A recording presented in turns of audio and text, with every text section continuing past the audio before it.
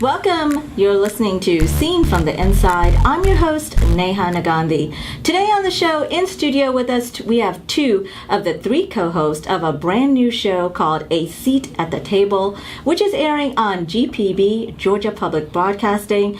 In studio with us, we have Denene Millner, who has written over 27 fiction and nonfiction books. She is a New York Times best-selling author and an award-winning journalist. She has co-authored the book with Steve Harvey, Act Like a Lady, Think Like a Man.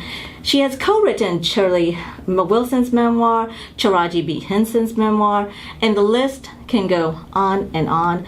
Welcome, Denene, to the studio. Thank you for having me. I also want to welcome Monica Kaufman-Pearson, who is a repeat guest on my show. Really, Monica needs no introduction, as we know. But she has been a pillar in our journalism community. She has anchored the show, the news show on WSB for over 37 years. Then she retired in 2012. Then she earned a degree from UGA, a master's in 2014, and was enjoying retirement life. But then they got her to co-host this brand new show. We are missing Christine White, who is another co-host of the show. She could not be here today because she is traveling, but let's get right into it, ladies. Welcome to the studio. So happy to have you here. So good to see you again. I'm so thrilled to have you guys. I want to start out by asking you, Denene. You grew up in Bayshore, New York, graduated from Hofstra University. I want to know, what was it like in your childhood? What was it like in your home growing up? And did your mom and female figures in your life instill in you to embrace natural beauty? Oh my gosh. Ooh, that's a great question. So I grew up in a two-parent household with Betty Millner and James Millner Jr. Yes. And that's right. Pops to mom and dad. That's yes. right. And they were very strict disciplinarians. My mom was very big in the church. I learned how to be in church. Went to St. John's Baptist Church in Copiague, Long Island, and they believed in having you stand up in front of people and do your Sunday lessons and recite Bible verses and give speeches on Black History Month, and really supporting you and everything that you did. When it came to beauty, my mother was beautiful. She was tall and statuesque. She didn't wear a lot of makeup. She had the shock of red hair. Yeah. And she was gorgeous. There wasn't anything that she couldn't wear.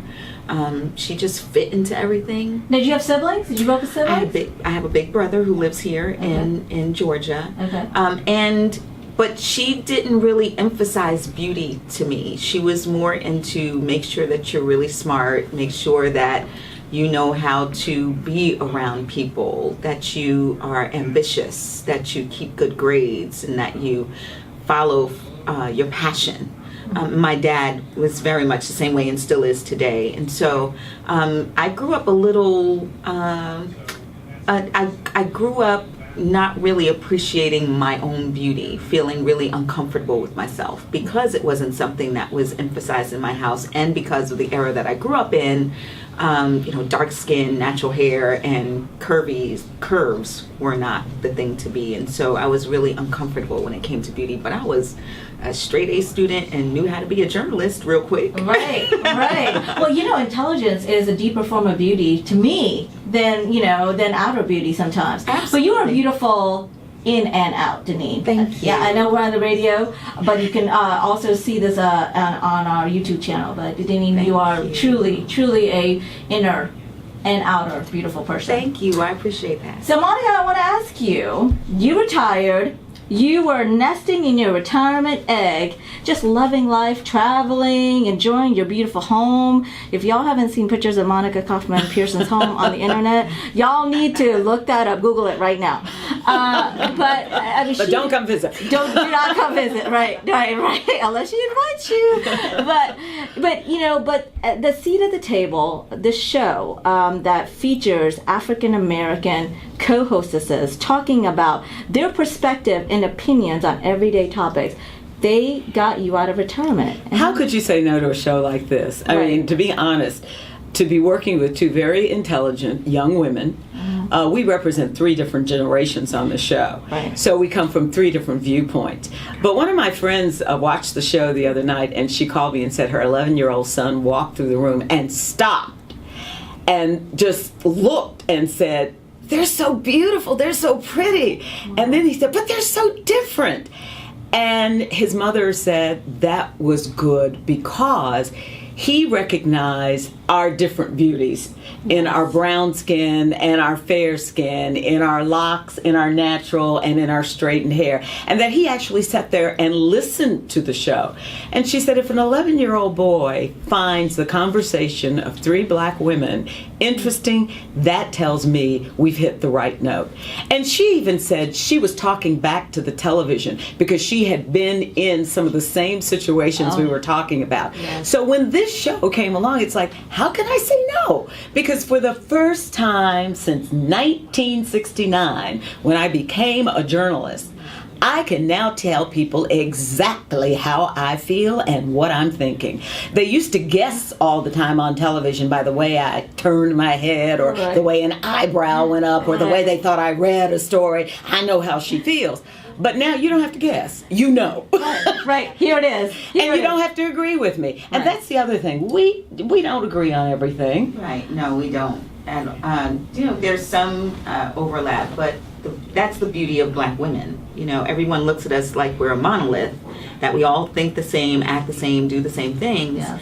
And if you're a black woman, you know better than that. And so I think our dynamic on a seat at the table kind of proves what black women already know, that we have a difference of opinion, we don't all think the same, and we all come at a conversation ready to learn and teach.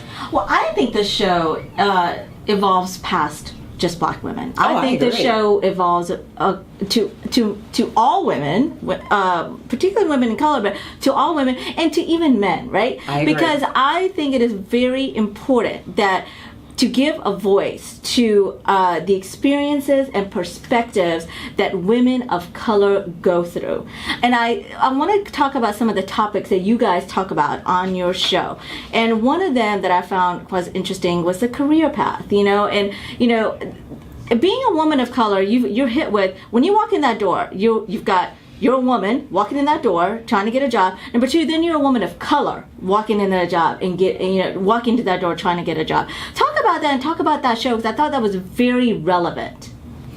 Well, we have different career paths because both of us started out as journalists, and Denene finally got to the point where she said, you know what, I don't need this. I can do this on my own. Absolutely. And where in my case, I said, well, I'm going to stay here and change things within the system. Denene changed them within and without by doing what she's doing in her own business. Right. For me, it was a matter of saying, you're the first, but it depends on how you're the first, because if you do what you're supposed to do, you can open doors, and then once someone else comes in behind you, it's imperative upon you to teach them how to stay inside and not get thrown out before they accomplish what they want. Right. And that means learning the politics of working in white America. It's as simple as that. But, is there a term for that, and is that term code switching? Code switching is something black people have done particularly black women, have done all our lives. It's natural. It comes natural to us. Well, You have a voice at work, you have a voice at home, you have a voice with your girlfriends, you have a voice with your children. You have a voice with a stranger that Yes. comes up to you. Listen, I'm a woman of color, and I have learned code switching. And because my descent is Indian, and people just expect me to speak with an accent, and so it's very interesting to me when somebody approaches me and I do not speak with an accent, and I can see the patterns in their brain going, oh, who is she? Where is she from? What I can see these different questions coming up. So I understand that, but how do you explain that to a person that is not of color? Is what makes your show important and relevant and current, right? Well, in go my ahead. personal life, I'm very clear with people. I'm very fluent in snob. Be very clear that I know what you're doing, I know what you expect of me, and I won't give that to you, because I'm able to straddle all different kinds of lines. I'm special like that. But on the show, we like to, I think that we open the door for people to understand not just that it exists, but what kind of toll it takes on us. Because it's not necessarily something that we like to do. It's not necessarily something that, we prefer to do. Nothing would make me happier than to be on this radio show talking like the way that I talk to my girlfriends. But there's a time and a place for all of that. But when you're walking into a room, like one of the stories that I told on the show is that when I worked at the Daily News as a journalist, I covered African Americans because I was interested in it and no one else was doing it. And it made it difficult to do in an all-white environment because nobody knew who Jay-Z was. Nobody cared about Destiny's Child. Nobody thought that Denzel Washington was as important as George Clooney, which was just crazy talk to me. Yeah. But trying to translate that, not just for my bosses, but for the newspaper, knowing that the people who were reading the newspaper knew exactly who I was talking about and really loved them, it was frustrating. It was frustrating to have to constantly speak all of those different languages at one sitting and one clip for one story. And so I finally just had enough of it and went and worked for a black magazine. Well, there you go. I mean, let's just take it where it's important and relevant, Right. Yes. But see, it's also important and relevant on the other side to do that in a newsroom where you are still the minority. Because if you want that change on the air, you have to have someone in that newsroom or in that business who can say, now here's why you need diversity. Here's the income of African American people and how much money they spend. Here's the education level. So you've got to have someone also on the inside who can fight, who will go up to a news director and say, you're saying the bank robber is 5'2", black male. We got 4 photographers in here and 2 reporters who look like that. You have to be more specific. So you have to fight. Each of us has to choose where we're going to fight and how we're going to fight.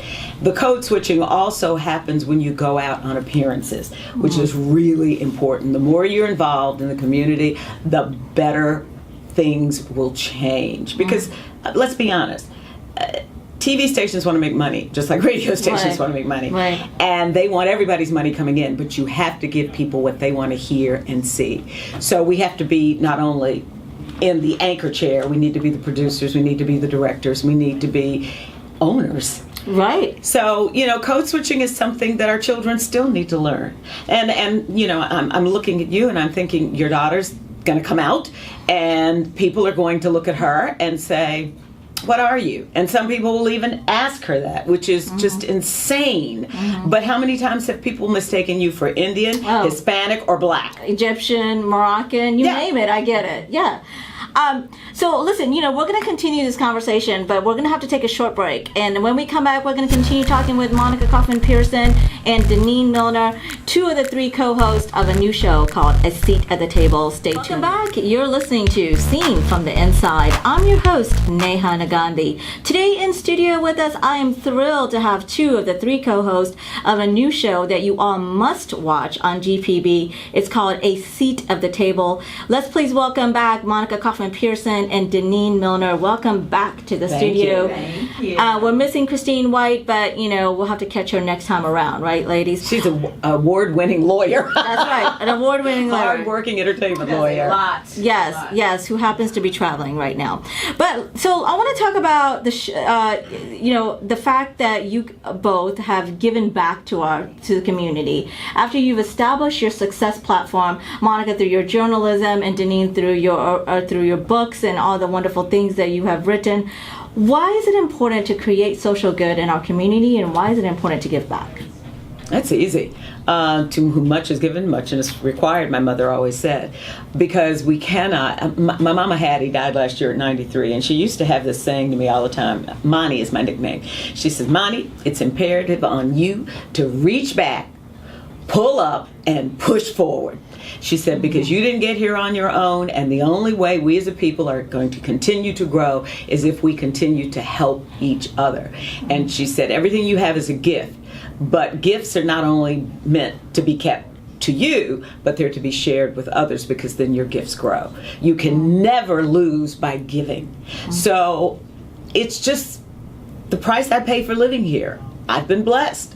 I came from a background, literally, my parents divorced when I was very young. I was not lucky to be raised in a double parent home. It's wonderful. I love it. But then, I think of how my mother worked 2 and 3 jobs, used to hock her engagement ring to pay for my tuition to a private school.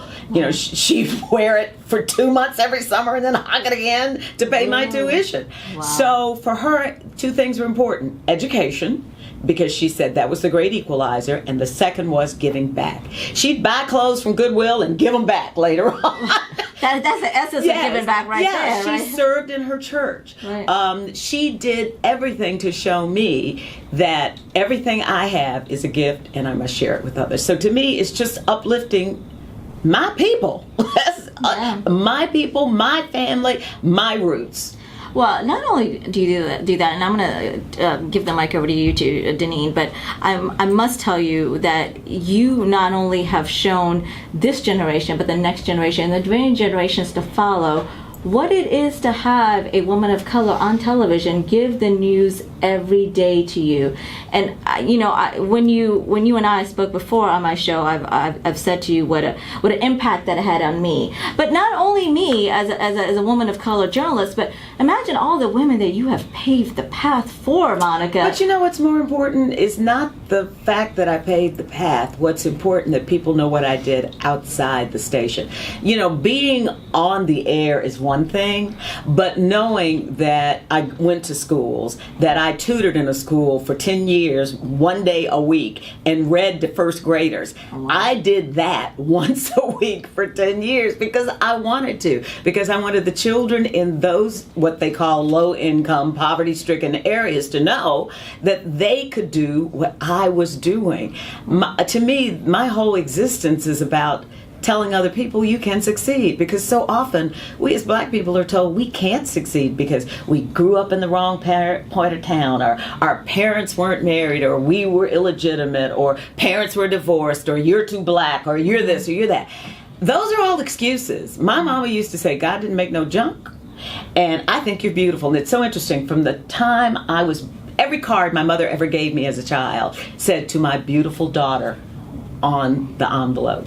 Every card to my beautiful daughter. Even though my cousin Lee said, "Oh, it's a good thing you're smart because you're so black." But then, the color of my skin was not considered the thing that was beautiful then. But my mother used to tell him, "She's beautiful to me." And that meant the world to me. What about you, Denene? I know you write an award-winning blog called My Brown Baby, and if you have not read this blog, go right now and read this blog. It is about parenting. It is about learning. It is about, I'll just let you talk. It's great. Yes, Thank you. Yes. My Brown Baby was born from my desire to give back to black mothers what they can't find in parenting, so-called parenting magazines, or stories about parenting across the internet, newspapers, on television. When you hear parenting, you usually get the voices of white women, period. And as if we only raise black children during Black History Month. That's when you hear That's it. right? That's when parenting, our opinion is needed. Yeah. Or if you want to talk about pathology, right? So it's like if you want to talk about the educational system and how it fails children, well, go talk to a black mom. Or if you want to talk about teenage pregnancy, go talk to a black mom. But nobody ever comes to us to talk to us about what it means to try and get your kids soothed when they're teething, or how to get them to sleep through the night, or how to calm their fears when they take their first bus ride. And so I'm a black mother, and yes, I deal with issues with race in America. You have no other choice but to, particularly when you're raising brown children. But not every day is about dealing with the inequities of the system and racism. Right. I'm raising a human being. Right. And so I wanted to create a space where we could talk about the myriad of things that happen with parenting in America when you are African American, or parenting black children. About 25% of my audience is white women raising brown children. And so My Brown Baby just grew into this amazing space where I used to write every day. There's a lot of things going on, so I have other people writing for me. But it just became this space where we're allowed to give back to Black moms and show them that they matter. Before Black Lives Matter existed, my tagline on My Brown Baby was Black Moms Matter, where Black moms matter. Wow. And it's because I always felt, now my background is as a journalist, but my last office job more than 15 years ago was as an editor at Parenting Magazine. And I was after I left there, I was a columnist for them for 10 years. So I did ethics and etiquette of parenting from a mainstream perspective, and I say that with air quotes, meaning white folks. Right. Telling white folks how to raise their children was what I did, but But isn't that traditional? right, exactly. Follow right in the pattern and right in line. The irony of the situation really kind of overwhelms me. Yes, Exactly. yes. So My Brown Baby turned into this space where I could really sort of give voice to Black parenting. And that, to me, is the ultimate in giving back. You know, I know that we talked in the last segment about working in mainstream media and being able to go and let a director know or a producer know from a Black perspective why it's important to diversify, right? But for me, a big part of going and operating in my own space and focusing specifically on Black folks, a big part of that for me is about being able to, just show us our joy without the white gaze. Like it's not important to me what white folks think about Black people. I care what Black people think about Black people, and so that's why I do what I do. So you also have a line of children's books that you write, and I have read that some of the publishers said they weren't going to publish these books because the content was not very relevant. So you know what I love, Denene? You were like, well, I'll just take matters in my own hands and start my own imprint, and I will publish my own line of children's books. Absolutely. Right? I mean, that's what we need. That's what we encourage. If you can't find a path, create a path. So tell us a little bit about these children's Well, books. Denene Millner Books is formed in partnership with Agate Publishing, a publishing company out of Chicago, and we publish books written by African American people, illustrated by African Americans, that feature African American characters and tell African American stories.